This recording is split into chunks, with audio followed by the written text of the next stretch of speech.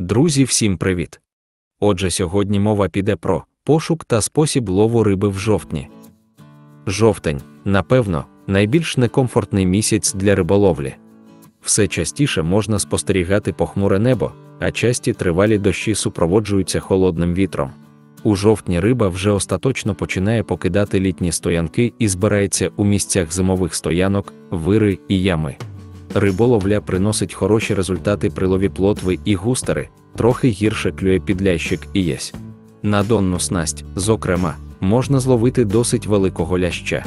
На глибоких озерах хороше клювання спостерігається у рідкісні теплі дні.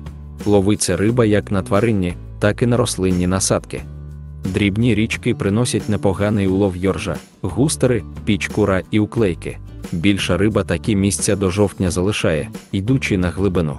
З поплавком риболовля у жовтні в основному проходить на місцях, заздалегідь підгодованих і випробуваних. У цей час дуже важлива достатня кількість прикормки. До слова, на ранкових зорях у жовтні риба клює набагато слабше, а ближче до обіду клювання стає активнішим. Для поплавочників жовтень – час використання полегшеної оснастки. Доводиться застосовувати чутливі поплавці і полегшені грузила і тонку волосінь. При цьому слід враховувати, що якщо гачок з приманкою опускатиметься на дно аж надто повільно, то насадка буде скоріше за все збита дрібною рибою. Найкраще підійде волосінь з діаметром 0,15 мм. Серед принад штучного походження у цей час дуже добре працюють мормишки, ловля на бічний кивок. Риба віддає їм перевагу, залишаючи без уваги звичайний гачок із насадкою. Причому клює як мирна риба, так і хижак. На тихій воді краще використовувати легші мормишки, а на течії – важчі.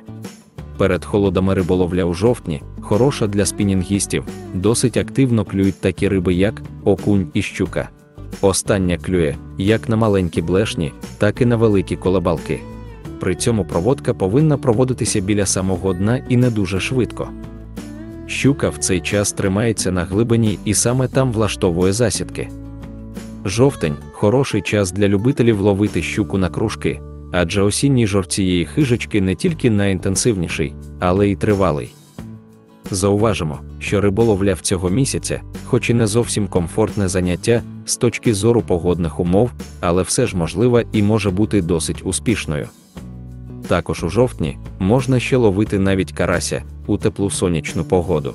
Короб, сазан теж може клювати, але тільки в теплих районах України. Сом теж не виняток і може несподівано клюнути. Наживками можуть бути мотиль, хробак та опариш. У цей час риба переходить на корм тваринного походження, хоча деякі види особин можуть ловитися і на рослинні наживки. Друзі, а яку рибу ви ловите в жовтні? Коментуйте, буде цікаво почитати. Всім ні хвоста, ні луски. До зустрічі!